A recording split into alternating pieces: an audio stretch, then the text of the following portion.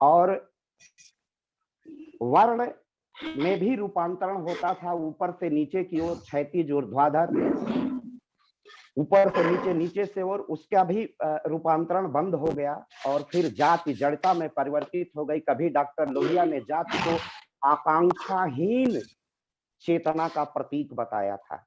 लेकिन सबसे महत्वपूर्ण प्रश्न है कि हम जितनी बातें जाति की करते रहे, जाति से लड़ते रहे, जाति के कई कई चरणों में जाति ने भारत का सांस्कृतिक अपदूषण किया है, सांस्कृतिक अपदूषण किया है।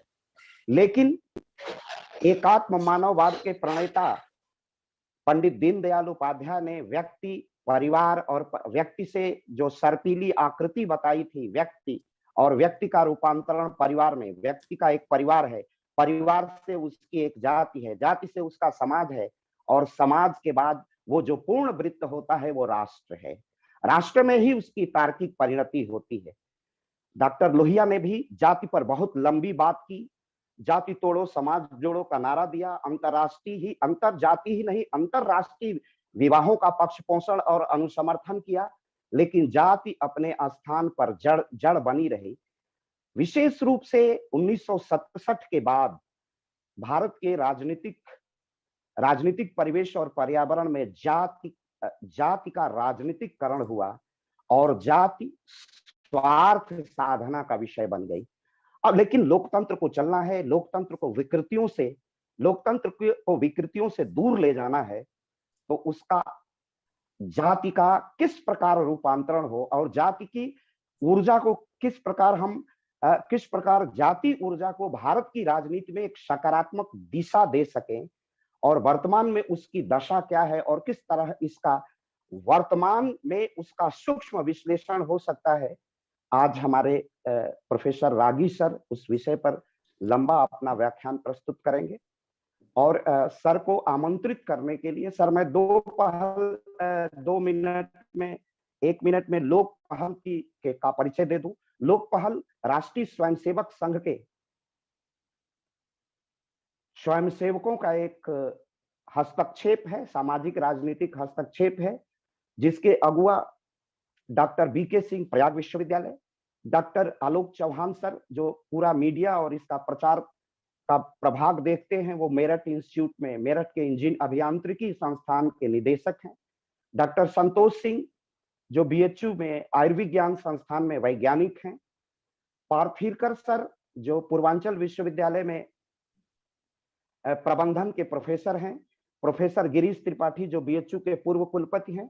तो ऐसे ही लोगों का उसमें डॉक्टर ऋषिकेश सिंह, डॉक्टर हर्षमणि सिंह प्रयाग विश्वविद्यालय से, और कितने स्वयंसेवकों का है अवदान है। और इस लोक पहल का उद्देश्य है कि जनता की बात हम शासन तक और शासन की बात जनता तक लेके आए, क्योंकि हमारा भी एक राष्ट्रीय और नैतिक कर्तव्य है कि हम ऐसी राष्ट्रवादी शक्तियों के विचारों को जन जन तक ले जाएं, तर्क के साथ अपनी बात रखें कि क्यों यह राष्ट्रीय भावधारा के लोगों को सत्ता और शासन में बने रहने की आवश्यकता है। संस्कृति, सत्ता और समाज जब एक संरेख में होता है, तब तब इतिहास का स्वर्ण काल होता है, और हमें राम मंदिर मिल गया, एक महत्वपूर्ण सांस्कृतिक औपीड़न से भारत की विमुक्ति हुई है। तो मैं प्रोफेसर रागी सर को आमंत्रित करने के लिए डॉक्टर ऋषिकेश सिंह को आमंत्रित करता हूं। डॉक्टर ऋषिकेश।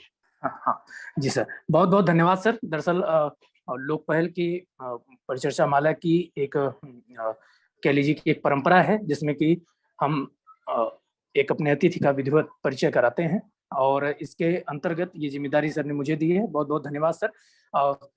सर्वप्रथम मैं इस आभासी मंच में जितने भी हमारे दर्शक हैं, श्रोतागण हैं, लोक पहल के जितने भी पदाधिकारी हैं, और साथ साथ में आज के मुख्य अतिथि और वक्ता डॉक्टर या प्रोफेसर संगीत रागी सर का मैं की सादर उपस्थिति को मैं सादर नमन करता हूं।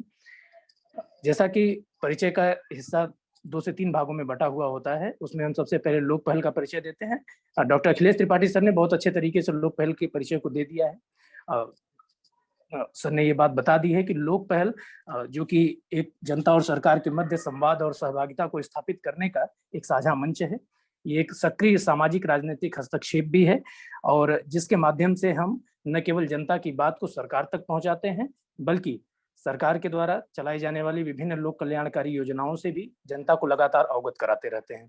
इस मंच के माध्यम से हम प्रति सप्ताह रविवार को शाम 5 बजे के आसपास हम एक परिचर्चा माला का भी आयोजन करते हैं, और अब तक इस परिचर्चा माला में हमने कई सारे मुद्दों को उठाया, जिसमें हमने दलित उत्थान में वर्तमान सरकार के योगदान के मुद्दे को उठाया, हमने राजनीति में जातिवाद और अपराधीकरण की समस्या के मुद्दे को उठाया, हमने राष्ट्रीय शिक्षा नीति के मुद्दे को उठाया, हमने धार्मिक स्थलों के पुनर्निर्माण से सांस्कृतिक उत्थान में वर्तमान सरकार के योगदान की बात की, हमने क्षेत्रीय भाषा एवं संस्कृत के उत्थान में वर्तमान सरकार के योगदान को के मुद्दे को हमने उठाया, और इसके साथ साथ रोजगार के सृजन में खादी एवं ग्रामोद्योग की उपलब्धियां जैसे महत्वपूर्ण मुद्दों को उनके आधिकारिक विद्वानों के द्वारा न केवल लोगों तक पहुंचाया, बल्कि उससे संबंधित लोगों के प्रश्नों को भी लिया और सरकार तक भी उसे हमने पहुंचाने का कार्य किया। इसी कड़ी में आज की परिचर्चा माला में हम जिस विषय को लेकर आपके सामने उपस्थित हैं, वो विषय है उत्तर प्रदेश के चुनाव में जाति बनाम राष्ट्र। इस महत्वपूर्ण और अति प्रासंगिक विषय पर चर्चा के लिए हमने इस क्षेत्र के आधिकारिक विद्वान एवं ओजस्वी वक्ता प्रोफेसर संगीत रागी सर को आमंत्रित किया है। जैसा कि लोक पहल के परिचय के साथ साथ हम थोड़ा परिचय विषय का भी देते हैं। तो विषय आपको बता ही दिया गया है कि उत्तर प्रदेश के चुनाव में जाति बनाम राष्ट्र। दरअसल ये विषय केवल वर्तमान समय के लिए ही महत्वपूर्ण नहीं है, बल्कि न केवल एक कहा जाए तो न केवल ये चुनावी दौर को देख करके केवल प्रासंगिक विषय, बल्कि एक ऐतिहासिक काल से चला आ रहा एक विषय है। यानी इतिहास में भी इसकी बहुत चर्चाएं आप देख सकते हैं। मध्यकाल को आप देखें, जिसमें भक्ति आंदोलन एक बड़ा आंदोलन रहा है, उसमें जाति बनाम सांस्कृतिक एकता का मुद्दा बड़ा प्रमुख था, और वहां पर कबीर जैसा जाति भंजक संत कवि लिखता है कि जाति पाति पूछे नहीं कोई, हरि को भजे सो हरि का होई। लिखा है उन्होंने कि जाति न पूछो साधु की, पूछ लीजिए ज्ञान। उसी सांस्कृतिक एकता को बनाने के लिए रैदास जी ने लिखा कि जाति जाति के फेर में उलझ रहे सब लोग, मनुष्यता को खा रहा रैदास जाति का रोग। इसी से संबंधित भक्तिकाल के चूड़ान शिरोमणि कवि तुलसीदास जी ने भी लिखा कि धूत कहो अवधूत कहो रजपूत कहो जुलाहा कहो को, मेरी जाति पाति न चाहो काहू की जाति पाति को। यानी मैं ये कहना चाहता हूं कि मध्यकाल से ही जाति की समस्या को सांस्कृतिक और राष्ट्रीय एकता के क्षेत्र में जो है बाधक माना जाता रहा है। इसी कारण आधुनिक काल में देश की आजादी के लिए औपनिवेशिक मानसिकता से लड़ने के साथ साथ राष्ट्रीय एकता को बढ़ाने के लिए, राष्ट्रीय एकता को मजबूत करने के लिए विभाजनकारी शक्तियों के संदर्भ में जाति के पक्ष को के ऊपर कड़ा प्रहार करते हुए रामधारी सिंह दिनकर जी ने लिखा कि जाति जाति रटते जिनकी पूंजी पाखंड केवल पाखंड, मैं क्या जानूं जाति जाति हैं मेरे ये भुजदंड। तो उन्होंने कर्म की प्रधानता को, कर्मठता की प्रधानता जो है बताई। आश्चर्य की बात तो ये है कि रैदास जैसे संत और महापुरुषों को अपना आदर्श बनाने वाली ये जो पार्टियां हैं, जो कि इनको केंद्र में रख करके अपना तमाम प्रचार प्रसार करती हैं, वो उन्हें आधार बनाती हैं जो कि सांस्कृतिक एकता और मानवीय समानता की बात करते हैं, लेकिन जब वो चुनाव में जाती हैं तो वो जाति जैसी कुत्सित राजनीति की बात करती हैं। लेकिन मुझे इस बात की खुशी है, अत्यंत प्रसन्नता है कि जिस प्रकार से मध्यकाल में सांस्कृतिक एकता को स्थापित करने के लिए मध्यकालीन संतों ने लोक जागरण करके इन विभाजनकारी ताकतों को जड़ से उखाड़ फेंका था, वैसे ही आज एक कर्मयोगी संत के द्वारा एक व्यापक सांस्कृतिक जागरण चलाया जा रहा है, जिसमें इन घृणित और कुत्सित टुकड़े टुकड़े गैंग पर न केवल कुठाराघात किया जा रहा है, बल्कि राष्ट्रीय एकता और अखंडता को स्थापित करने का एक नया प्रयास किया जा रहा है। इसी कड़ी में आज हमने जाति बनाम राष्ट्र के मुद्दे पर चर्चा के लिए प्रोफेसर संगीत रागी सर को बुलाया है। सर का एक परिचय तो बड़े विधिवत ढंग से सर ने दे ही दिया है, अखिलेश त्रिपाठी सर ने, लेकिन चूंकि ये जिम्मेदारी मुझे मिली है तो इस संदर्भ में मैं कुछ अपनी बात कह दूं। दरअसल सर किसी परिचय के वैसे मोहताज नहीं है। सर का वक्तव्य और जो ओजस्वी भाषण होता है वो सर का सर्वोत्तोचित परिचय है, जिसे आप आज देश के विभिन्न प्रतिष्ठित मीडिया चैनलों पर आप सुन सकते हैं, जिसमें आज तक, एबीपी न्यूज, जी न्यूज, IBN 7 जैसे कई चैनलों पर जहां भी गंभीर वैचारिक बहसें होती हैं, आप सर को वहां पर सुन सकते हैं। इसके अतिरिक्त देश के जितने भी प्रभावी राजनीतिक और सामाजिक मंच हैं, वहां पर सर की मुखरता, सर की सक्रियता, सर की बेबाक टिप्पणियां सुनने योग्य होती हैं और वो सर के तेजस्वी व्यक्तित्व को जो है निरूपित करती हैं। इसके साथ साथ अगर एक औपचारिक परिचय की बात करें, जैसा कि अखिलेश सर ने कहा कि सर की सक्रियता न केवल बाहर के सामाजिक और राजनीतिक मंचों पर है, बल्कि सर की ख्याति एक एकेडमिक दुनिया में एक वरिष्ठ प्रोफेसर और दिल्ली विश्वविद्यालय के राजनीति शास्त्र विभाग के विभागाध्यक्ष के रूप में भी है। सर इसके साथ साथ 20 से अधिक संस्थानों के गवर्निंग बॉडी के सदस्य भी हैं, उसके कई जो है संस्थानों के अध्यक्ष भी रह चुके हैं। इसके अतिरिक्त कम से कम 5 से अधिक पुस्तकें, कई पत्र पत्रिकाओं में स्तंभ लेख, अग्रलेख और कम से कम 25 से अधिक राष्ट्रीय एवं अंतर्राष्ट्रीय पत्र पत्रिकाओं में सर के शोध आलेख पब्लिश हो चुके हैं। इसके अलावा सर देश के कई प्रमुख मंत्रालय की समितियों में को चेयर करने के साथ साथ कई नेशनल एवं इंटरनेशनल सेमिनार में भी मंत्रमुग्ध कर देने वाले वक्तव्य देते रहते हैं। आज ऐसी विभूति को पा करके लोक पहल का मंच अपने को गौरवान्वित महसूस कर रहा है और सर का जो बहुआयामी पाथेय है, आज इस विषय पर, जाति बनाम राष्ट्र के विषय पर आज हमें प्राप्त होगा।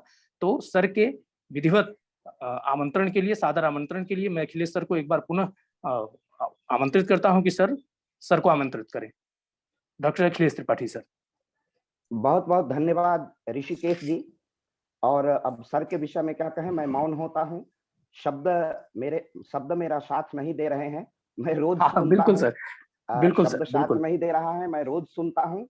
और आपको सर मैं इतना बता दूं कि लोक पहल के इस आभासी मंच के अतिरिक्त हम इसको यूट्यूब पर ले जाते हैं, पर ले जाते हैं, विभिन्न माध्यमों से इसे, और फेसबुक पर हमारे लोक पहल से जुड़े हुए आपके राजनीति विज्ञान के विद्यार्थी से लेके सभी लोग इसे अपने फेसबुक पर 25-30 हजार हमारे पर हैं, 5 आईडी पर। इसी तरह अनेक फेसबुक पर भी आप सर आपका संप्रेषण जा रहा है। तो मैं बड़ी विनम्रता और श्रद्धा के साथ, मेरे आप आदर्श हैं हमारे जैसे असिस्टेंट प्रोफेसर के लिए।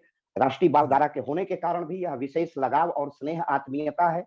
भले हमने आपका चरण स्पर्श न किया हो, लेकिन हम आत्मा से आपको प्रणाम निवेदित करते हैं। आप हमारे आदर्श हैं। आज के पाथेय के लिए विनम्रता पूर्वक मैं आपको आमंत्रित करता हूँ। लोक पहल के मंच से जुड़े सभी वरिष्ठ स्वयं सेवकों को मेरा प्रणाम, और जो अनुज हैं उनके लिए भरपूर स्नेह। ये कुछ ऐसा ही है जैसे अपने परिवार के बीच में बात करनी है।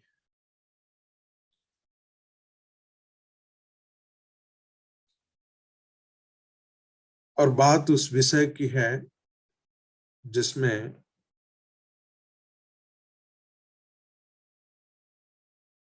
विषय प्रिय होने की बात तो बिल्कुल नहीं है। हम सबकी साझा चिंता उसमें निहित है।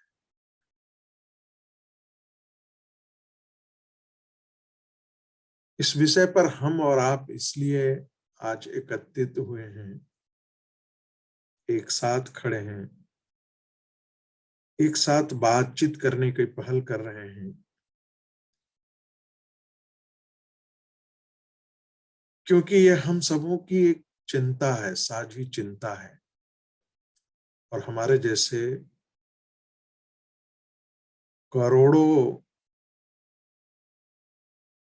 लाखों स्वयंसेवकों की चिंता है, करोड़ों देशवासियों की चिंता है, और हर उस देशवासी की चिंता होगी जिसे इस मां भारती से प्यार है। हम सब इसी मां भारती के कोख में जन्मे हैं। एक थोड़ी सी यात्रा है, किसी की 60 साल की यात्रा होती है, किसी की 80 साल की होती है, किसी की 90 साल की होती है।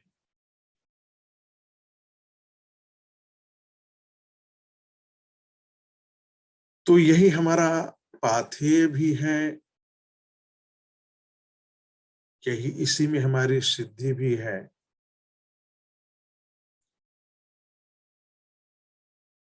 कि अपने जीवन को हम किस ढंग से अपने कर्म क्षेत्र में हम वो कुछ सब कर जाएं, उन सब की चिंता करें जिससे ये भारत फिर से विश्व गुरु के उस सिंहासन तक पहुंचे। और यही चिंता, यही बेचैनी है जो सच पूछे तो आपके आमंत्रण का मेरे लिए आधार बना। और इसके लिए मैं आपके प्रति कृतज्ञ हूं। मैं अपनी कृतज्ञता जाहिर कर रहा हूं जो आपने मुझे इस पर बात करने का मुझे अवसर दिया। 2 दिन पहले ही, 3 दिन पहले संघ के एक बहुत वरिष्ठ प्रचारक से इन्हीं सब मुद्दों पर चर्चा गया था अपनी बात कहने, लेकिन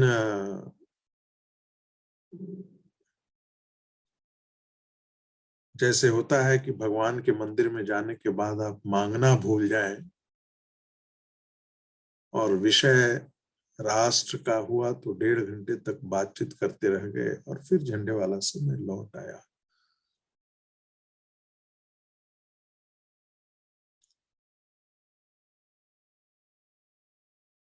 पिछले कई दशकों से जब हम आलेख पढ़ते हैं तो यह बताने की कोशिश की गई है कि भारतीय आध्यात्म, भारतीय दर्शन जाति और जाति की संवेदना से एक दूसरे के संपूरक हो चुके हैं, एक दूसरे के पर्याय हो चुके हैं।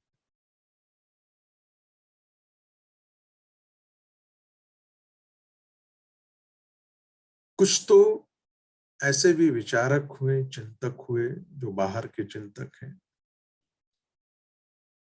उन्होंने भारतीय आध्यात्म के केंद्र का और हिंदू समाज की पहचान का मूल बिंदु ही इसे बना डाला। यानी जाति यदि हम बाहर हटा दें तो भारतीय आध्यात्म का और हिंदू समाज का कोई मायने नहीं रह जाता। उनके लिए उपनिषदों के ज्ञान विज्ञान, हमारी अर्वाचीन परंपरा के ज्ञान भंडार, वेदों का ज्ञान भंडार उनके लिए कोई मायने नहीं रखता। इस बात का विमर्श उनके लिए मायने नहीं रखता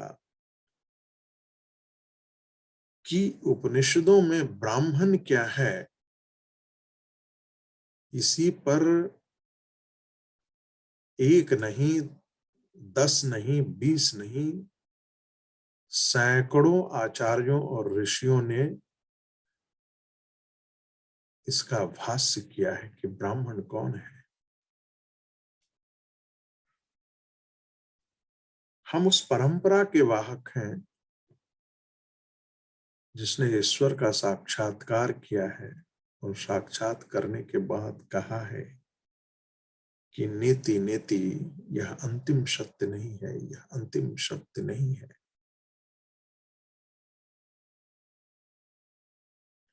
भारत के होने का मतलब है ज्ञान में जो रथ है वही भारत है।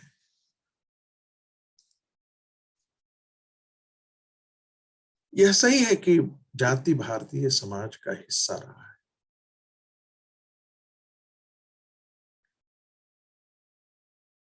और आपने यक्ष युधिष्ठिर संवाद पढ़ा होगा।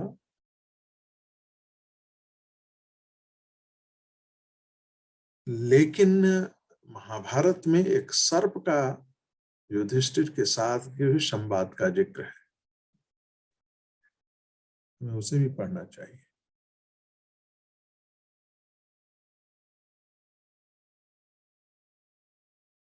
जिस जाति की बात हम करने के लिए बैठे हैं और जिस जाति का उल्लेख महाभारत काल में होता है या रामायण काल में होता है, उस जाति और आज की जाति में बहुत बड़ा अंतर है। हमारे यहाँ फलों की जातियां हुआ करती थी, वृक्षों की जातियां हुआ करती थी, घोड़ों की जातियां हुआ करती थी।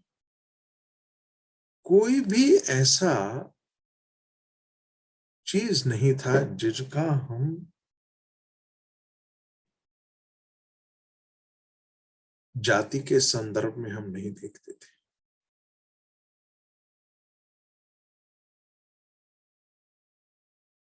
कुल अलग हुआ करता था, जाति अलग हुआ करती थी। रावण राक्षस जाति का था, लेकिन रावण का कुल ब्राह्मण कुल का था। तो कर्म से हमने जाति की बात की थी।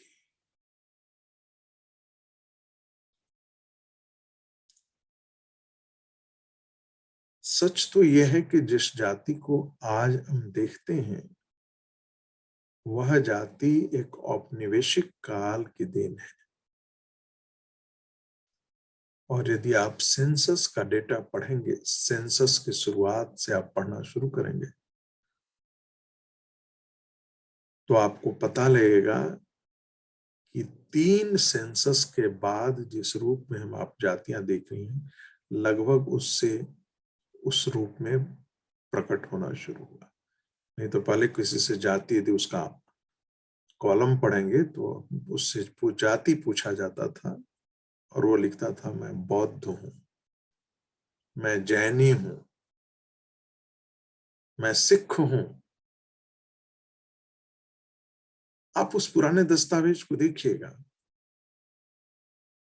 एक जनसंख्या एक सेंसस के बाद दूसरे सेंसस में फिर बदलाव उन लोगों ने किया, तीसरे में फिर बदलाव किया, पूछ पूछ करके उनसे लिखते थे। और इस प्रकार जिस जातीय समाज का स्वरूप आज हम देख रहे हैं वह औपनिवेशिक काल के दरमियान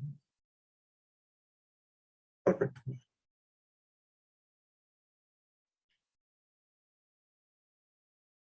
लेकिन इसका मतलब यह भी नहीं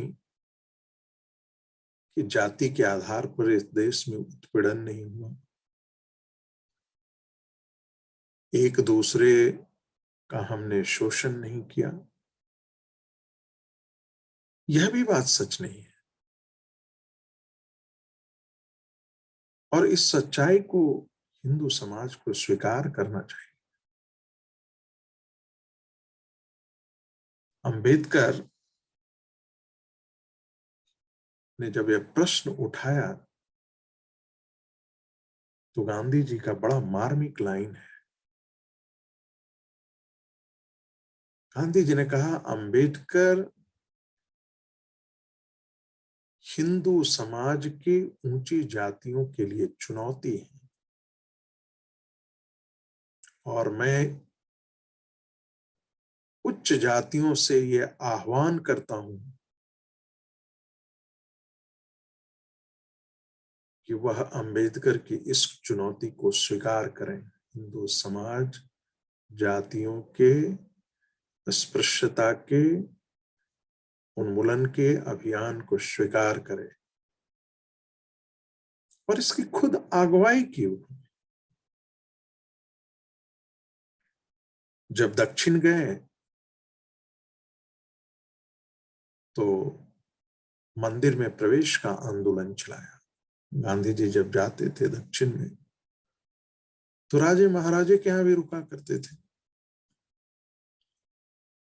उनका व्यक्तित्व और उनका कद इतना बड़ा हो गया था कि बड़े बड़े मैसूर के राजा से लेकर के सारे चाहते थे कि गांधी जी एक बार उनके घर आए। और गांधी जी की शर्त यही होती थी कि आप अपने राज्य में मंदिर प्रवेश को लेकर के आप अपने मंदिर हिंदू समाज की सारी जातियों के लिए खोल दें।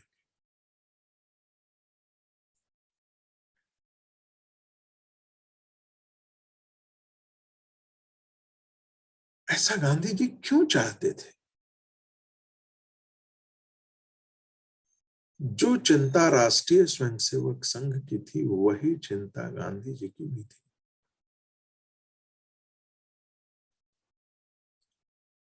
गांधी राजनीतिक व्यक्ति थे, लेकिन उन्होंने इसका एक एथिकल और एक आध्यात्मिक उत्तर देने की क्या प्रयास किया। लेकिन जातीय आधार पर हिंदू समाज बट जाए, टूट जाए,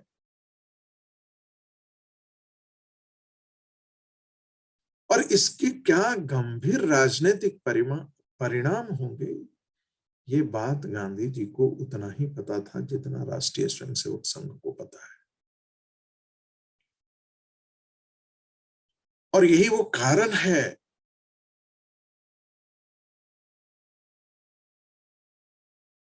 कि वो अंबेडकर के आगे जिद कर बैठते हैं।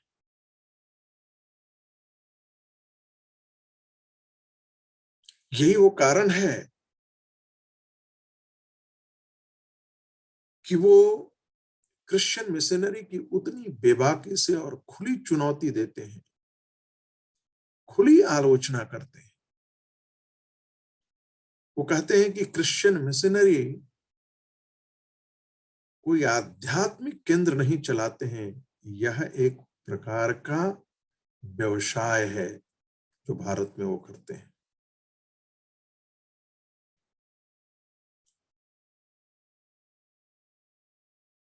अंबेडकर के प्रश्न को सावरकर जी ने भी उठाया,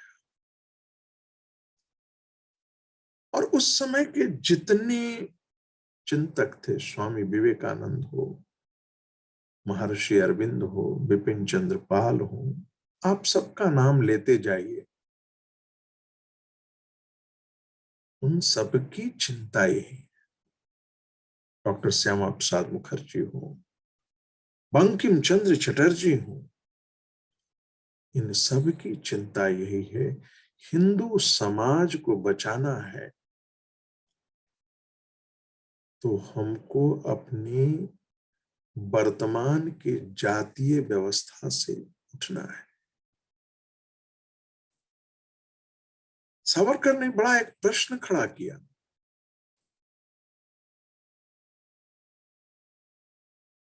सावरकर जी ने कहा कि कैसा समाज है जो गाय की तो पूजा करता है, अपने अस्तबल में लाकर घोड़ों को बांधता है, और उससे वह अस्पृश्य नहीं हो जाता, उससे वो पॉल्यूटेड नहीं हो जाता। एक कुत्ते को छूने से वो अपने धर्म से च्युत नहीं हो जाता, लेकिन अपने ही हिंदू समाज के अंगीभूत घटकों को वह अस्पृश्य मानकर उससे छुआछूत पैदा करता है। ये सावरकर जी से सवाल है।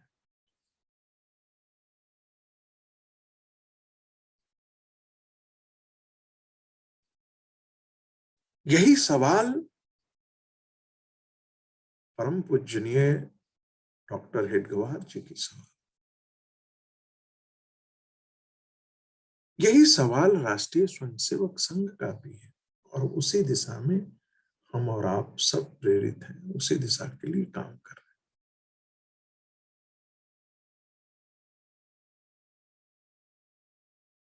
कि जो आध्यात्म पूरी सृष्टि और पूरी विश्व ब्रह्मांड को, सकल ब्रह्मांड को ईश्वर का प्रस्फुटन मानता है, ईश्वर का अंश मानता है। जो दर्शन सिर्फ मनुष्य जीवन का नहीं बल्कि लोक जीवन की कल्पना में जीता है, चाहे वो जड़ हो चाहे वो चेतन हो, सब में उसके ईश्वर के रूप को देखता हो, वह अपने ही हिंदू समाज के एक घटक के साथ ऐसा दुर्व्यवहार क्यों कैसे करता है? यह हमारा आध्यात्मिक पक्ष है। और इसी से एक दूसरा प्रश्न है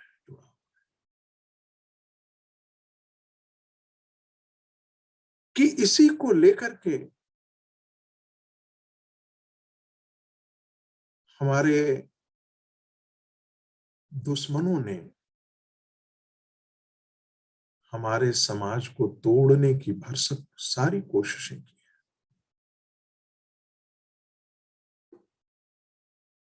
कभी राजपूत बनाम ब्राह्मण, कभी ब्राह्मण बनाम राजपूत, कभी जाट वर्सेस गुज्जर, कभी गुज्जर वर्सेस जाट, कभी अगड़े कभी पिछड़े। जब उत्तर प्रदेश की राजनीति का विमर्श हो तो मुझे बहुत दुख होता है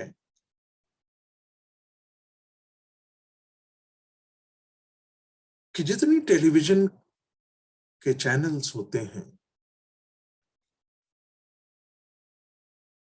इस्लाम को वो मान करके चलते हैं कि वो मोनोलिथिक है, एक ही है, जबकि उसमें भी 72 फिरके हैं, उनमें भी जातियां हैं, उनमें भी ऊंची और नीची जातियां हैं जिनमें शादियां नहीं होती हैं।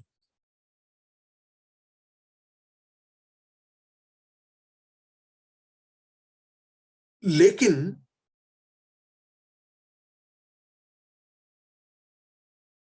जब उत्तर प्रदेश का चुनाव होता है या बिहार का चुनाव होता है तो हमने देखा है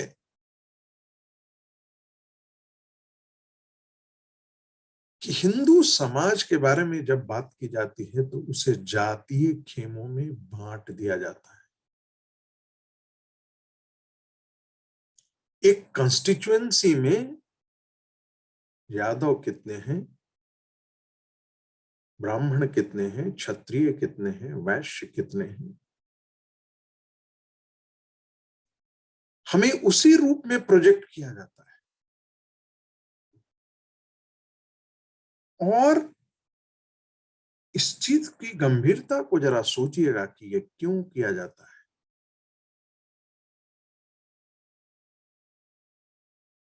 जब आप जातीय आधार पर आप की व्याख्या की जाती है तो आप आने वाले दिनों में जातीय आधार पर सोचना शुरू कर देते हैं।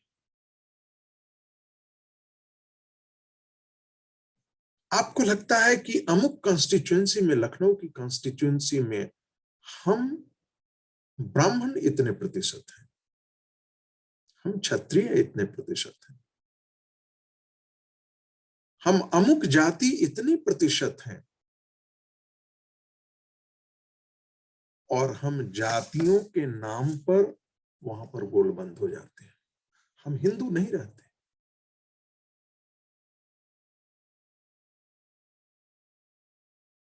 एक अच्छा से अच्छे स्वयंसेवक में भी यदि ये बात बार बार की जाए, बार बार उसके मनस पर दस्तखत दिया जाए, इस रूप में दिया जाए कि तुम अमुक जाति के हो, तुम अमुक जाति के हो, तुम अमुक जाति के हो, तो कहीं न कहीं उसके मानस पटल में यह रजिस्टर करता है,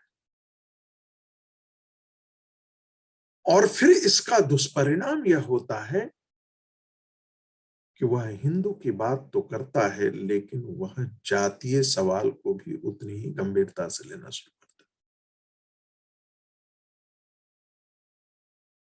जिस पहचान को खत्म हो जाना चाहिए था, वह पहचान हमारे सामने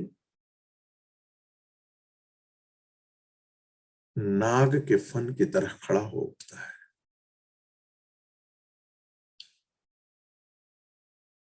हमें जिस हिंदू अस्मिता का बोध होना चाहिए था, हम अपने को जातीय अस्मिता के बोध से जोड़ लें।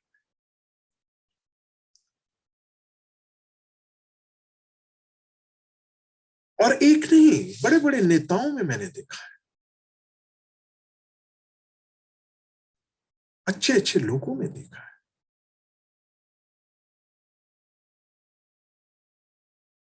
जरा दूसरी ओर देखिए, कोई जुलाहा है, कोई दर्जी है, कोई अंसारी है, कोई खटिक है, कोई पंचर बनाता है, कोई उसके उनके सबकी अलग अलग जातियां हैं। भारत के जाति समाज ने जातीय जातीय गुण, जातीय जो स्वरूप है, वह क्रिश्चियनिटी में भी है और इस्लाम के अंदर भी प्रवेश कर गया है। लेकिन जब उनकी बात होती है तो इस रूप में होता है कि मुस्लिम कितने प्रतिशत है। अमुक कंस्टिट्यूएंसी में मुस्लिम 25% है या 30% है, और ये कहा जाता है कि इस्लाम में के अंदर जो है वो सारे एक हैं, कोई यहाँ जाति नहीं है। यह एक प्रगतिशील विचार है जिसमें जातियों के लिए जगह नहीं है, जबकि यह सच्चाई नहीं है, बिल्कुल सच्चाई से सर्वथा पर है।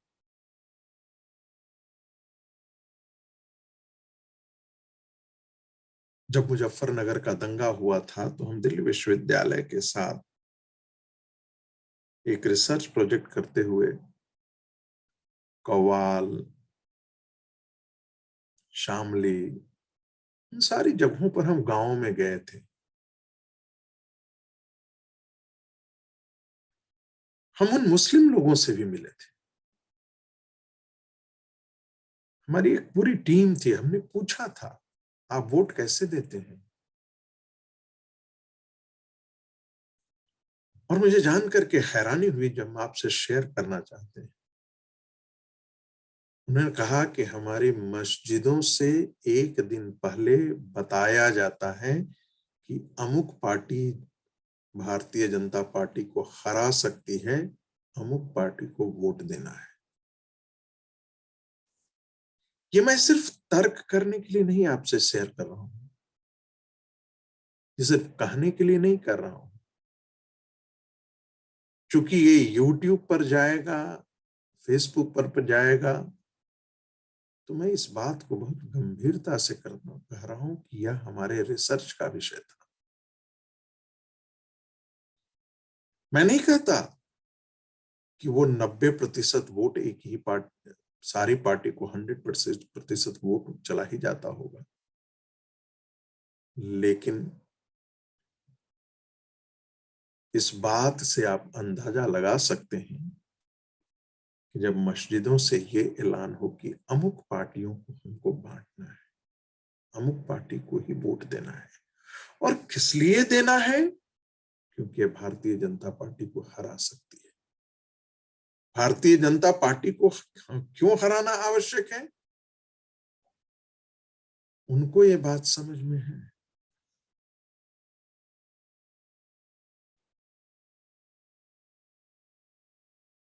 लेकिन हिंदू समाज को ये समझ में नहीं आ रहा।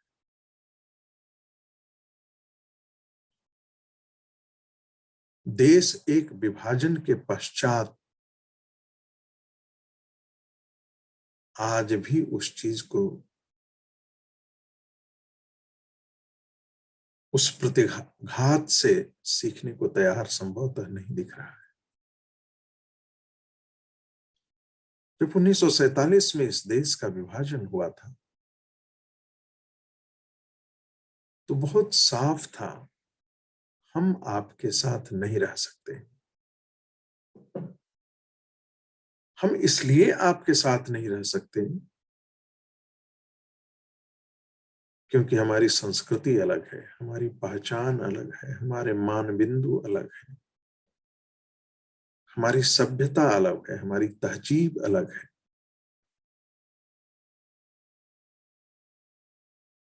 और 23% मुसलमानों के लिए 35% जमीन दी गई और उस 23% में से 9.4% इसी देश में रह गए और वो 9.4 आज उत्तर प्रदेश में 19.1% हो गए। कहते तो लोग, कहने वाले तो यह भी कहते हैं कि ये आंकड़ा गलत है, ये आंकड़ा कोई 22 से 25% के आसपास है।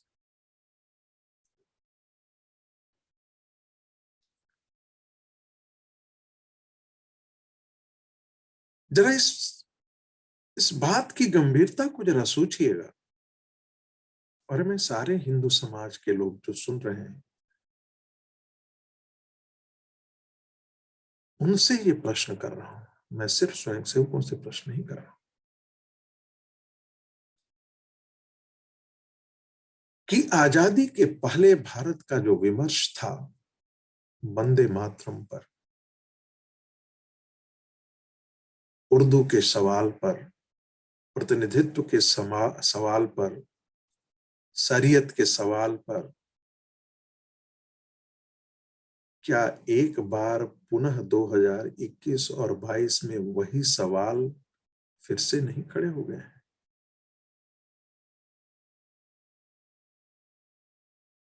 क्या वही तेवर हमको दिखने नहीं लगा है?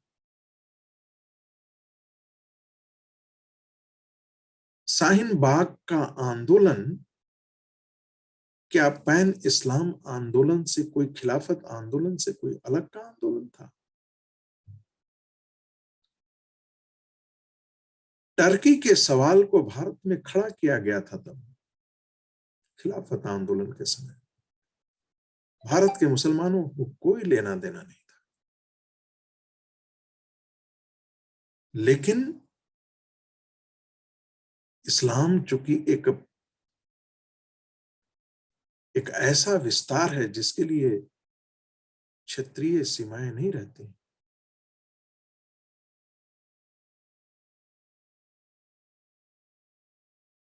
नतीजा सामने था। देश की सरकार ने पाकिस्तान और बांग्लादेश, अन्य और भी देश थे, उनके यहां से सताए हुए आने वाले हिंदुओं को नागरिकता दे रहा था और देश के मुसलमानों का आंदोलन इस बात पर खड़ा था कि जो बांग्लादेश से आए थे, पाकिस्तान से आए थे, उन मुसलमानों को भी आप उसी स्तर पर ट्रीट करें जैसे आप वहां से आए हुए हिंदुओं को कर रहे हैं। और वजह बहुत साफ थी। देश के मुसलमानों ने यह प्रश्न नहीं किया कि बांग्लादेश और पाकिस्तान में वही लोग थे जिनके पुरखों ने इस देश का विभाजन किया था और यह कह करके विभाजन किया था कि हम साथ नहीं रह सकते, और उनके ही पुत्र और पौत्रों को जो भारत में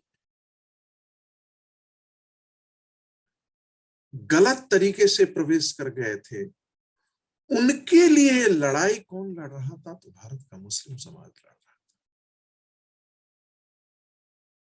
और योगी सरकार का अपराध ये था, भारत सरकार का अपराध ये था खास करके कि वह उन शाहीन बाग के जो तत्व है, जो मानसिकता है, उसको वो खुली चुनौती दे रहे थे।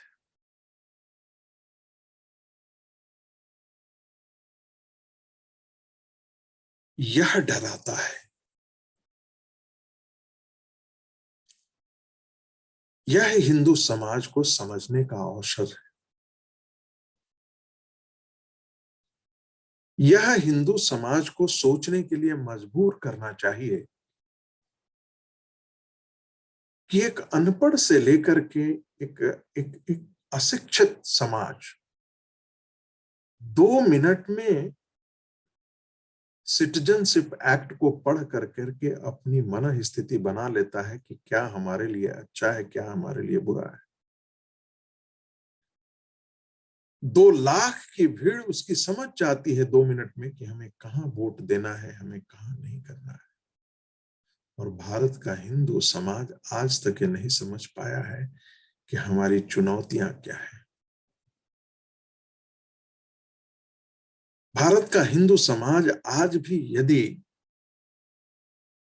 जातीय खेमे में बटा रहा, जातियों के आधार पर चुनाव में भाग लिया, तो यकीन मानिए अगले चुनाव से अगले चुनाव तक हम भारत के विमर्श को दिशा दे पाने की इस संभवतः स्थिति में नहीं रहेंगे। ये ठीक है कि उत्तर प्रदेश के किसान, हो सकता है उनको भारतीय जनता पार्टी के मंच से बड़ा क्षुब्ध हुआ होगा।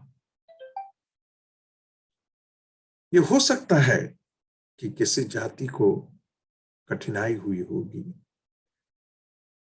लेकिन एक जाति के किसी एक छोटे से समूह की कठिनाई या उस व्यक्ति की कठिनाई उस जाति के संपूर्ण अस्मिता को हिंदू समाज से अलग कैसे खड़ा करता?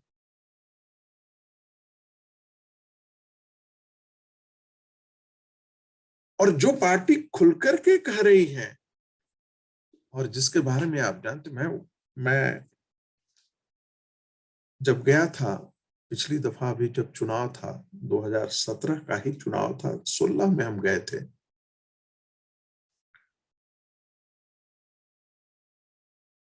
तब आपको ध्यान में होगा कि उत्तर प्रदेश की राजनीति में तब राहुल गांधी की यात्रा चल रही थी, किसानों के साथ वो बैठक कर रहे थे, वो टाट पर बैठते थे और किसानों के साथ संवाद करते जा रहे थे। मैं इसी जाटलैंड में था और मैं सवाल कर रहा था। जब एक गांव में गया तो देखा कि सारे गांव के लोग जो हैं वो अजित सिंह के रैली में गए हुए थे। हमने पूछा उनसे कि आप रैली में गए हैं, अभी आप कह रहे थे कि हम भारतीय जनता पार्टी को वोट देंगे और आप उनकी रैली में भी गए। तो जो बात उन्होंने कही वो बड़ा अंदर तक चला गया था। उन्होंने कहा कि जाटों के सवाल पर हम उनके साथ, उनकी अस्मिता के साथ हम खड़े हो जाते हैं राजनीतिक मंच पर, लेकिन इस बात के एहसास हमें है कि हमारी बहन और हमारी बेटियों की रक्षा भारतीय जनता पार्टी ने किया था।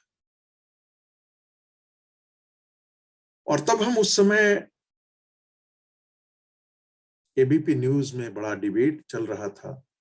मेरे एक बड़े गंभीर मित्र थे,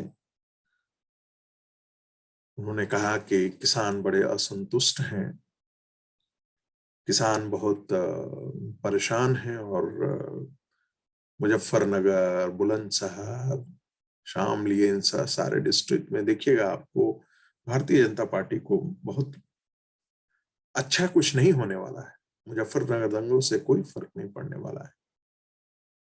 तो मेरा दो ही उत्तर था। मुजफ्फरनगर का दंगा तो हिंदू समाज ने नहीं किया था, हिंदू समाज पर वो आरोपित था ना। आप हिंदू समाज से ऐसे क्यों उम्मीद करते हैं कि उसकी बहन बेटियों को रोज जलील कर दिया जाए, मार दिया जाए, और हिंदू समाज उसकी प्रतिक्रिया भी नहीं करे? आप ऐसी क्यों उम्मीद करते हैं कि गोधरा में एक पूरा का पूरा ट्रेन जला दिया जाए और हिंदू समाज प्रतिक्रिया ही नहीं करे? आप ऐसा क्यों उम्मीद करते हैं कि भिवंडी में दंगे हो जाएं और भारत का हिंदू समाज उस पर प्रतिक्रिया नहीं करे? और मैंने उनसे यह भी कहा था कि मैं जाटों के गांव में गया हूं और वो चौधरी चरण सिंह जी और बाकी उन सब का बड़ा सम्मान करते हैं, लेकिन जो एक हिंदुत्व का भाव है, वह भाव जातीय पहचान से ऊपर है, और इस बात का उन्हें एहसास हुआ है। और जब 2017 के चुनाव जब आए थे, परिणाम आए थे, तो मैं उस समय अखिल एबीपी न्यूज में ही था, और तब बार बार वो मेरी तरफ देख करके कहते थे, हाँ संगीत ने कहा था।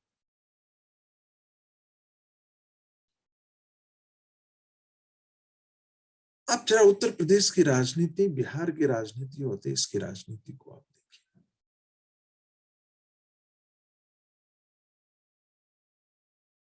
अब जातियों के आधार पर पार्टियां बननी शुरू हो गई हैं। पहले जो राष्ट्रीय पार्टियां थी, राष्ट्रीय पार्टियां क्षेत्रीय पार्टियों को जन्म दी। क्षेत्रीय पार्टियों में का यदि आप स्वरूप देखेंगे तो जो जो क्षेत्रीय पार्टियां थी वो सब कांग्रेस के खिलाफ खड़ी हुई थी, और वे सारी क्षेत्रीय पार्टियां पारिवारिक पार्टियों में कन्वर्ट कर गई। चाहे वो अखिलेश यादव की पार्टी थी,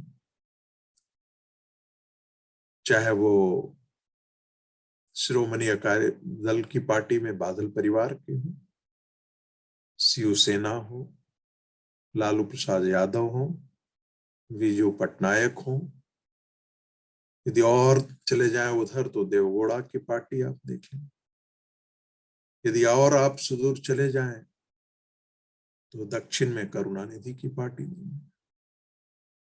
तो जितनी क्षेत्रीय पार्टियां थी, तेलुगु देशम की तरफ आ जाए, वहां परिवार की पार्टी। एक पार्टी में एक परिवार का होना अलग है, और पार्टी परिवार की पार्टी बन जाए, ये दोनों अलग अलग है। हो सकता है कि एक भारतीय जनता पार्टी के नेता का बेटा भी चुनाव लड़ रहा हो, बहू भी चुनाव लड़ रही हो, अन्य लोग भी चुनाव लड़ रहे हो, ये संभव हो सकता है। लेकिन ऐसे इसे हम परिवार पार्टी नहीं कह सकते। परिवार पार्टी होने का मतलब है कि परिवार ही तय करता है कि अध्यक्ष कौन होगा, उपाध्यक्ष कौन होगा, मुख्यमंत्री कौन बनेगा। मुख्यमंत्री उसी परिवार का होगा, बाकी सारे मंत्री संत्री हो सकते हैं।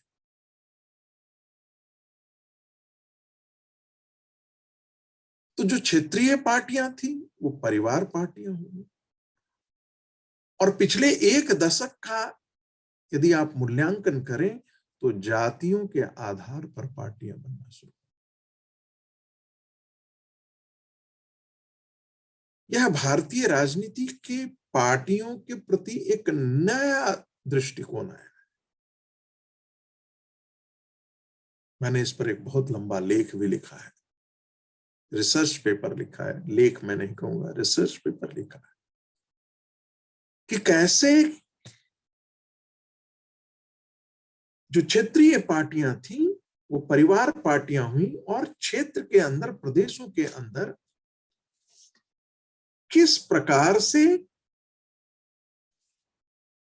पारिवारिक पार्टियां जातीय पार्टियों का गठन हो गया। उत्तर प्रदेश में आपको हमें बताने की जरूरत नहीं है, आप हमसे ज्यादा जानते हैं। बिहार में मांझी जी की पार्टी खड़ी हो गई, जितन राम मांझी की पार्टी हो गई, कुशवाहा जी की पार्टी हो गई। यानी हम बटे कैसे हैं? हम कोयरी के आधार पर। एक व्यक्ति उस समाज से खड़ा होता है और वो हिंदू समाज को पूरा ललकारता हुआ, चुनौती देता हुआ एक समाज के लिए खड़ा हो जाता है, मात्र 2 लाख के लिए, 3 लाख के समाज के, और उसी का वो प्रतिनिधि होकर के खड़ा हो जाता है।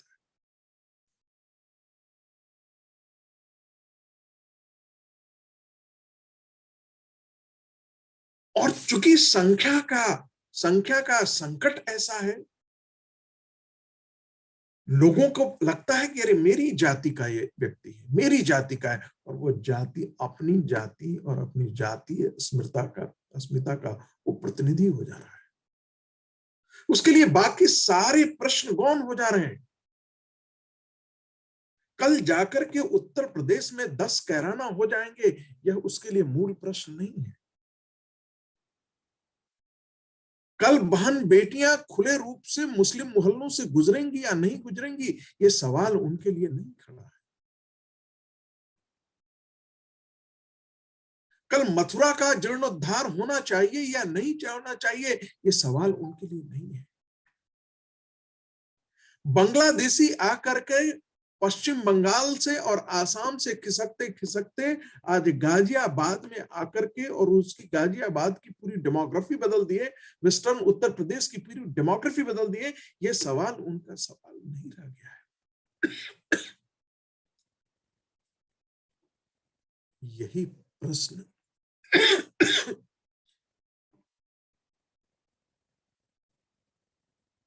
और ऐसा इसलिए है क्योंकि उनका व्यक्तिगत हित है उसमें।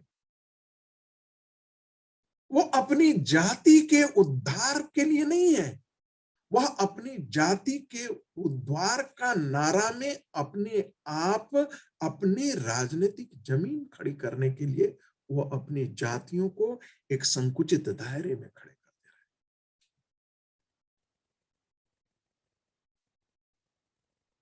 मुझे लगता है अंबेडकर का संविधान सभा का अंतिम भाषण सबको पढ़ना चाहिए। उन्होंने संविधान सभा के अपने अंतिम भाषण में कहा था कि हम गुलाम क्यों हुए, कौन सी ऐसी चीज थी जिसके कारण गुलाम हुए। जब मराठे लड़ रहे थे मुसलमानों से, तब सिख साथ नहीं थे, जब सिख लड़ रहे थे तो मराठे नहीं थे। हम विभक्त रहे, हम बटे हुए रहे, और वो बंटवारा अब तो आने वाले दिनों में पार्टियां होंगी, पार्टियों के अपने हित होंगे, कहीं हम फिर से गुलाम तो नहीं बन जाएंगे। हम फिर से गुलाम तो नहीं बन पाएंगे, क्योंकि उस समय की स्थितियां और आज की स्थितियों में बहुत बड़ा अंतर है। लेकिन जिस प्रकार से हम जातियों में बटे हुए हैं, जातीय पहचान और जातीय अस्मिता हिंदुत्व की अस्मिता से बड़ी होते जाए, यदि ऐसा हुआ तो आने वाले दिनों में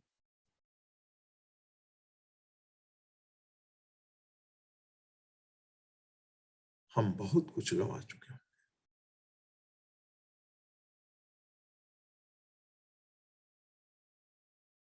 कल जाकर के यही जनसंख्या यदि 19% की जनसंख्या यदि 35% हो जाती है, तो हम राष्ट्रीय विमर्श खो देंगे।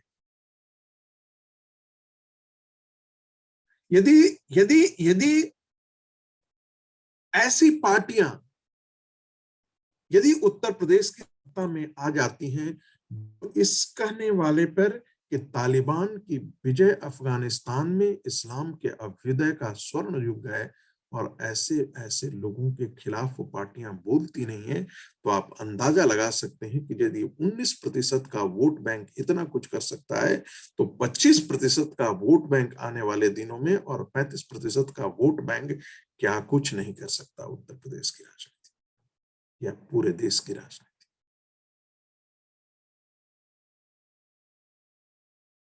सेकुलरिज्म, कॉम्युनलिज्म ये सिर्फ नारे हैं। क्या पश्चिम ने अपनी जमीन को नहीं बचाई है? क्या ब्रिटेन नहीं बचाई है? यदि ब्रिटेन को लगता है कि दुनिया में इतना सेकुलरिज्म या इतनी सारे संप्रदाय और सारे पंथों का साथ रहना, जिसको हम कहते हैं मल्टीकल्चरिज्म, यदि इतना ही है तो वे सारे अपने अपने बॉर्डर खोल दें। वो अपने यहां आने वाले जितने इमिग्रेशन लॉज हैं उन सबको ढीला कर दें। रोहिंग्या की लड़ाई बांग्लादेश नहीं लड़ रहा है, सऊदी अरब रखने के लिए उसे तैयार नहीं है, लेकिन भारत में उत्तर प्रदेश के राजनीतिक दल रोहिंग्या की लड़ाई लड़ने के लिए खड़े हैं, क्योंकि उनको एक धर्म विशेष का वोट चाहिए। उनकी जुबान लड़खड़ाती है कि हम मथुरा का उद्धार के लिए हम कहें। ये 3 मान बिंदु थे हमारे। कभी आपने सोचा है कि भगवान राम, भगवान कृष्ण और भगवान शंकर की ही बड़े मंदिरों को क्यों उन्होंने ध्वस्त किया? क्योंकि यही हमारे वैष्णव और शैव के पूरी सृष्टि के जगत सारे हिंदू समाज के ये सबसे प्रमुख मान बिंदु हैं, और उनको समर्पित मंदिर को ध्वस्त कर दिया। और हिंदू समाज इसके लिए उसमें इतनी बेचैनी नहीं हो रही कि हम उसे रिक्लेम करने में हम डरते हैं कि मुझे कोई कह देगा कि मैं तो हिंदूवादी हूं, मैं तो कॉम्युनल हूं, मुझे कहे। ऐसा कहने से क्या हम अपने माँ बाप को नाम बोलना छोड़ दें? उत्तर प्रदेश की राजनीति में परिवर्तन तभी होगा, इस देश की पूरी राजनीति में परिवर्तन की जरूरत है, और उसमें परिवर्तन तभी हो सकता है जब हिंदू समाज के अंदर की जातियां अपने जातीय खेमे से बाहर निकलकर एक दूसरे को हिंदू के रूप में समझे और एक दूसरे का हम सम्मान, प्रतिष्ठा और प्रतिनिधित्व देने की भी बात करें, सोचें। सब हम इसी हिंदू समाज के अंगीभूत अंग हैं। यह भावना हमको ले जानी है, और जो लोग इस चुनाव में मतदान कर रहे हैं उनको भी मन में यह सोचना पड़ेगा, आज तो हम कर देंगे, लेकिन ऐसा कर करके क्या हमारी भूमिका क्या वही नहीं है जो एक जयचंद की भूमिका? क्या हम हिंदू समाज से को हम तोड़ने की कोशिश नहीं कर रहे हैं? हम एक ऐसे लोगों को सत्ता में बिठाने की बात करते हैं जो हिंदू समाज के बारे में बात करने से संकोच करता है।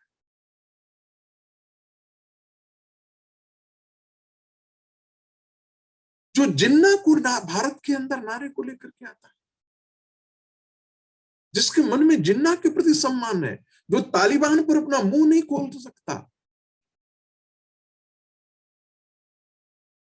जो शरीयत कानून के खिलाफ नहीं बोल सकता, जो ये सब बोलने की हिम्मत नहीं करता कि देवबंद का आंदोलन ही जो है वो पूरी दुनिया में आतंकवाद का स्रोत है। अमेरिका बोल सकता है, हम नहीं बोल सकते क्योंकि हम डरते हैं, हम कायर की तरह बात।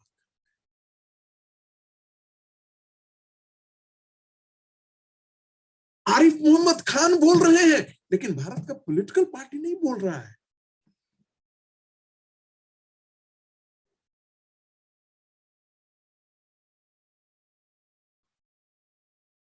यह समय है हम इतिहास के एक ऐसे मोड़ पर खड़े हैं जहां से हम भारत को बना भी सकते हैं और हम भारत को अपने हाथों से गंवा भी सकते हैं। एकाएक तो ऐसा नहीं होगा, लेकिन रफ्तार ऐसी ही रही, सोच ऐसी ही रही, तो धीरे धीरे वो विमर्श हम खोते जाए। ये 1947 में ऐसे सवाल खड़ा करने की हिम्मत किसी को नहीं थी। 1955 में ऐसे सवाल खड़े करने की हिम्मत किसी को नहीं थी उत्तर प्रदेश में। लेकिन जैसे ही आबादी 19% के आसपास बढ़ती है, वो सवाल फिर वही सवाल आकर के खड़े हो जाते हैं जो 1947 से पहले के सवाल थे। सिर्फ यहां नहीं होता है, पश्चिम बंगाल चले जाइए,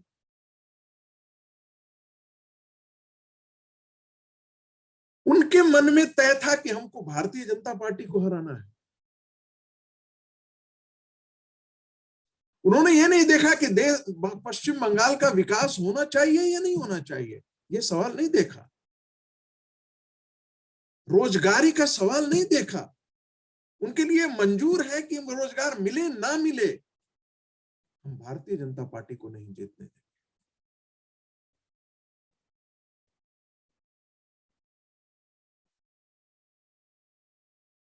बिहार का चुनाव जरा देख लीजिए, जितने सीमावर्ती क्षेत्र हैं जहां के पूरे का पूरा धार्मिक जो जनसंख्या है उसमें परिवर्तन हो चुका है। पश्चिम बंगाल का परिवर्तन हो चुका है। आसाम का बड़ा हिस्सा एक हमसे परिवर्तन हो गया है। ये वक्त की पुकार है कि हिंदू समाज अपने आप को हिंदू समाज के रूप में एक समेकित यात्रा करे, एक समेकित एक मन, बुद्धि, संवेदना सब में हिंदू होकर के हम वोट करें और राजनीतिक विमर्श को उसी दिशा में ले जाए। योगी को हरा लेने से यदि उनकी मंशा पूरी हो जाएगी, वो ये योगी को नहीं हराएंगे, वो अमित शाह जी को नहीं हरा रहे हैं, वो नरेंद्र मोदी जी को नहीं हरा रहे हैं, वो हिंदू समाज को हरा रहे हैं। और सत्ता उन हाथों में देने की कोशिश होगी, कर रहे हैं, अनजाने, कुछ जाने कुछ अनजाने, जिन्हें हिंदू समाज के स्वाभिमान, जिन्हें हिंदू समाज के गौरव, जिन्हें हिंदू समाज के मान बिंदुओं के प्रति अच्छा कुछ भी बोलने से परहेज होता है, जो इस बात में गौरव महसूस करते हैं कि हमने कार सेवकों पर गोलियां चलाई थी, हमने 36 कार सेवकों की हत्या की थी, यदि 60 और मारने होते तो हम मार डालते। आप तुलना कीजिए, इसी हिंदू समाज में भारत सरकार ने 1 साल तक सारे सड़कें बंद रही, लेकिन भारत सरकार ने लाठियां नहीं भांजी, नहीं भांजी, क्योंकि वो अपने थे। किस पर लाठी भांजा जाता?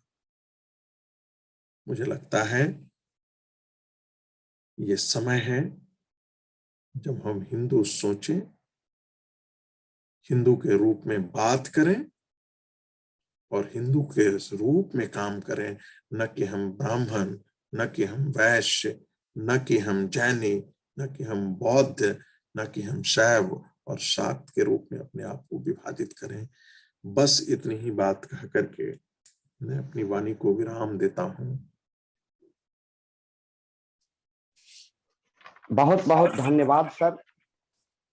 हास्य विचारों से व्यक्ति को उन्मुक्त करता है, व्यंग विचारों से बांधता है, और दर्शन अतीत से लेके वर्तमान तक गांभीर्य दृष्टि और सोच को सूक्ष्म बनाने की ओर संकेत करता है।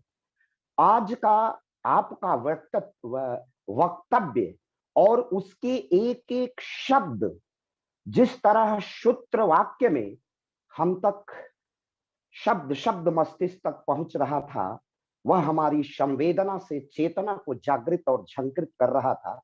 अद्भुत और अविस्मरणीय इस व्याख्यान के लिए हम कृतज्ञ हैं और हृदय की गहराइयों से उस गंभीरता को नमन कर रहे हैं जिस भविष्य के पदचाप और उसकी आहट की ओर आपने संकेत किया है, जिस घनघोर संक्रमण की ओर आपने संकेत किया है, और उसकी समझ थोड़ी थोड़ी हम लोगों में भी होती है, लेकिन उसका आपने जिस तरह सूत्रवत एक एक करके आपने संवेदना के उन तारों को छेड़ा है कि अब भी जागो, समय है, नहीं जगोगे तो फिर वो परिस्थिति आएगी। आज 19% की अवस्था में इतने बड़े प्रश्न खड़े हो गए जो 47 में प्रश्न नहीं खड़े थे, वो भुजाएं फड़कने लगी हैं।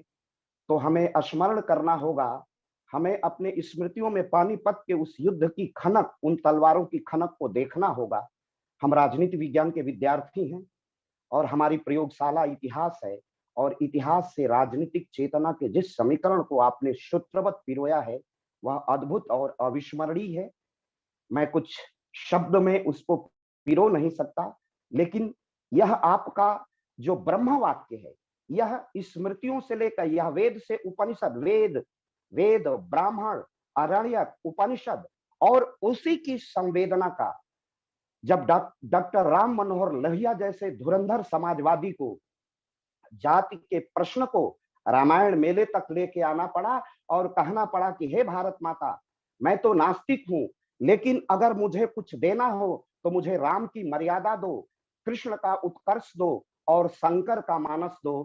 कुछ उसी तरह का यह अद्भुत व्याख्यान आज 50 उनके उस गतात्मा के 50 वर्ष के बाद यह यक्ष प्रश्न के रूप में आपने हिंदू समाज की जिस संवेदना को आपने जागृत और झंकृत करने का प्रयास किया है, राणा के ओज को जागृत करने का प्रयास किया है, पेशवा के वीरत्व को जागृत करने का, और डॉक्टर अंबेडकर के एकत्व के सूत्र को, और फिर वही प्रश्न खड़ा हो जाता है कि हिंदू समाज, स्वामी विवेकानंद ने कहा था कि क्षत्रियों और ब्राह्मणों, पददलितों के लिए सिंहासन खाली करो, अब वही स्थिति आ रही है। हमें समानता से भी आवश्यक है, हिंदू समाज की समानता से भी ज्यादा आवश्यक है समरसता की, और हम एक दूसरे का सम्मान नहीं करेंगे। अटल बिहारी वाजपेयी कहा करते थे, राजनाथ सिंह कहा करते थे कि इस देश का दलित राष्ट्रपति होगा और ब्राह्मण प्रधानमंत्री और मंत्री उसके चरण स्पर्श करेगा। उस विष्णु तत्व को, रामत्व को, कृष्णत्व को, शंकरत्व को जागृत करने का अवसर आ गया है। सर, आपके अद्भुत व्याख्यान के लिए हम हृदय से आपका अभिनंदन करते हैं, स्वागत करते हैं, और हम राजनीति विज्ञान के विद्यार्थी आपकी इस शब्द संवेदना को, विचार संवेदना को, इस चेतना को राजनीति विज्ञान के विद्यार्थी और हिंदू समाज तक फैलाने का सद प्रयास करेंगे। इसी और आशा विश्वास इसका हम आपको विश्वास दिलाते हैं।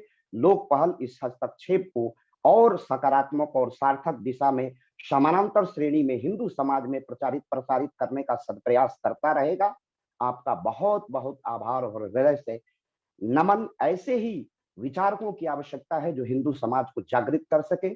आप में कभी सावरकर की भुजाएं फड़क रही थी, कभी महात्मा गांधी के उदारवाद का हिंदुत्व था, कभी उसमें राणा का बोझ था, कभी राम की मर्यादा था, कृष्ण का विमर्श था, और उसमें मूल चिंता हिंदुत्व की थी और राष्ट्र की थी। यह राष्ट्र अपने भाव प्रवणता के साथ किस तरह जागृत होगा, इसकी जो गंभीर विश्लेषण और चिंता व्यक्त की है, उसको हम हृदयंगम करते हैं। और मैं आज के धन्यवाद ज्ञापन के लिए डॉक्टर भावेश द्विवेदी को आमंत्रित करता हूं। डॉक्टर भावेश द्विवेदी। धन्यवाद अखिलेश सर। आज लोक पहल की इस परिचर्चा में हमें दिल्ली विश्वविद्यालय के राजनीति शास्त्र विभाग के प्रोफेसर और एक प्रख्यात राजनीतिक विश्लेषक, चिंतक प्रोफेसर संगीत रागी जी को सुनने का अवसर प्राप्त हुआ। और ये विशेष इसलिए भी रहा क्योंकि भारतीय राजनीति के सर्वाधिक ज्वलंत मुद्दे पर आज प्रोफेसर संगीत रागी जी ने जो अपने विचार व्यक्त किए, हम उनको सुनकर बहुत बहुत अभिभूत हैं। आपने अपने वक्तव्य में प्राचीन धर्म ग्रंथों से लेकर प्राचीन समाज तक विभिन्न रूप में जाति क्या थी से प्रारंभ किया, कर्म और जाति के संबंध से अपनी बात को प्रारंभ करके मध्यकाल और फिर औपनिवेशिक काल तक कैसे जाति का स्वरूप बदल रहा है उस पर प्रकाश डाला। महात्मा गांधी, बाबा साहेब भीमराव अंबेडकर, स्वामी विवेकानंद, स्वामी दयानंद सरस्वती से लेकर राष्ट्रीय स्वयंसेवक संघ तक के द्वारा ये जो जाति व्यवस्था है, इस जाति व्यवस्था के विषय में क्या विचार है और कैसे इस जाति व्यवस्था के स्थान पर एक हिंदू समाज की स्थापना की बात की जा रही है। इन सभी विचारों को आपने बड़े ही संगठित तरीके से, बड़े ही सुनियोजित तरीके से, बड़े स्पष्ट शब्दों में हम सभी के बीच में रखा। इसके लिए हम सभी के लिए ये परिचर्चा लोक पहल के द्वारा जो भी परिचर्चाएं आयोजित की गई, उनमें एक बड़ी ही विशिष्ट परिचर्चा के रूप में सामने आई है। श्यामा प्रसाद मुखर्जी, बंकिम चंद्र चटर्जी, वी.डी. सावरकर, पूज्य सरसंघ राष्ट्रीय स्वयंसेवक संघ के प्रथम और संस्थापक डॉक्टर हेडगेवार के द्वारा जाति व्यवस्था के संबंध में जो विचार व्यक्त किए गए, वह हम सब के बीच में रखने के लिए हम आपका बहुत बहुत धन्यवाद करते हैं। लोक पहल द्वारा आयोजित इस परिचर्चा में प्रदेश की राजनीति और उसमें जाति विषय पर प्रोफेसर संगीत रागी जी के द्वारा अपने व्यस्ततम कार्यक्रम से समय निकालकर हमारे बीच में आने और अपना पाथेय प्रदान करने के लिए मैं लोक पहल की ओर से, सभी उपस्थित लोगों की ओर से आपको करता हूँ, आभार व्यक्त करता हूँ। सर, आप हमारे बीच में आए, आपने अपने महत्वपूर्ण विचारों को हमारे बीच में रखा, इसके लिए आपका पुनः एक बार कोटि कोटि धन्यवाद सर। अखिलेश त्रिपाठी सर, बहुत बहुत धन्यवाद सर। बहुत बहुत धन्यवाद डॉक्टर भावेश द्विवेदी सर। आपने अपने कर्तव्य का निर्वहन किया। हम लोग संगीत रागी सर का हृदय से पूरा लोक पहल परिवार अभिनंदन करता है, स्वागत करता है। हम कृतज्ञ हैं और आपका अद्भुत पाथेय, जो हम लोगों को विलक्षण पाथेय प्राप्त हुआ है, इससे हम सभी अभिभूत हैं। और हम सर से विनम्र निवेदन और आग्रह करेंगे कि इस हिंदुत्व को जागृत करने के लिए, जातीयता के रावण को विनष्ट करने के लिए संगीत प्रोफेसर संगीत रागी रूपी राम का जब जब हम स्मरण करेंगे, वो अवश्य आएंगे और हमें अपनी अमृत वाणी से अभिषिंचित करेंगे। इसी और आशा और विश्वास के साथ सर, आपको बहुत बहुत हम अपना प्रणाम निवेदित करते हैं। सर, मेरी तरफ से भी सादर प्रणाम सर। और आपने बड़े स्नेहवत जो है आमंत्रण को स्वीकार किया हमारे, और इस बात के लिए पूरा का पूरा लोक पहल परिवार सर आपको एक बार पुनः धन्यवाद और आभार व्यक्त करता है। सबको प्रणाम, सबको जी, सादर सादर प्रणाम सर।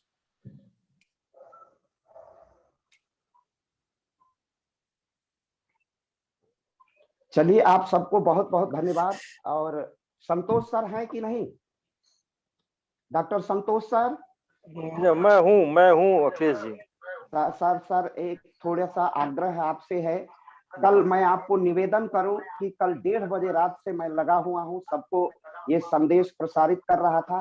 सर, आपसे मेरा आग्रह यही है कि एक हम समीक्षा बैठक आप जब कहें तब आयोजित कर लें, आपके समय के अनुसार। बस मैं आप विजय जी भाई साहब से बात कर लें, मैं एकदम रेडी रहूंगा। जब आप कहेंगे मैं जुड़ जाऊंगा, है ना? जी सर, जी सर, जी सर। अच्छा, कल क्या था ना कि हम सारे लोग, अखिलेश जी, कल रज्जू भैया का जो जन्मदिन था, तो जी सर, ज्ञात है जी में थे, इसलिए वो नेटवर्क की प्रॉब्लम थी वहां पे। जी सर। नहीं, लेकिन अब हम लोग सर, आप लोगों का पाथेय प्राप्त होगा, हम लोग मिलते जुलते रहेंगे आभासी माध्यम से, तो ऊर्जा बनी रहेगी सर। नहीं, बिल्कुल बिल्कुल, आप एक बार बात कर लें उनसे और वो और लोगों से डिस्कस कर लेंगे। सारे जितने लोग हैं, वरिष्ठ लोग, सब लोग जुड़ जाएं, हम लोग सारे लोग जुड़ करके एक साथ बैठ करके समीक्षा बैठक कर लें। जी सर, जी सर। अध्यक्ष जी भी जुड़ जाएं और अपने प्रोफेसर आलोक जी हैं, पाथेडकर जी, सारे लोग जुड़ जाएंगे। आप रहिए और हमारे जितने भी लोग हैं सारे, विजय जी बताएंगे अपने, और जी सर, जी जुड़ करके सब लोग आपस में एक विमर्श कर लें कि क्या इसमें क्या चीज करनी है और कैसे करनी है। जी सर, जी सर बहुत बहुत आभार सर। तो बहुत बहुत धन्यवाद आपको अखिलेश जी इस सफल कार्यक्रम के लिए, और भावेश जी और ऋषिकेश जी को, और जो हर्षमणि जी, और हमारे जितने भी अभी जो दिखाई नहीं दे रहे हैं, हमारे जितने भी सक्रिय योगदान के हमारे सहयोगी भाई हैं, उन सबको हमारे तरफ से धन्यवाद, और श्रोता को धन्यवाद। बहुत अच्छा चर्चा रहा और आगे ऐसी चर्चा आप लोग करते रहें। जी बिल्कुल सर, बिल्कुल। मैं इलाहाबाद विश्वविद्यालय ईश्वर शरण डिग्री कॉलेज के राजनीति विज्ञान विभाग के उन विद्यार्थियों का हृदय से आभार व्यक्त करता हूं जिनका मैंने एक अतिरिक्त कक्षा ली थी और निवेदन किया था। वो बीए प्रथम वर्ष, द्वितीय और तृतीय वर्ष के सारे विद्यार्थी हम लोगों के साथ उपस्थित थे। उनका मैं नाम लगातार देख रहा था। उन सारे विद्यार्थियों के तरफ से, उन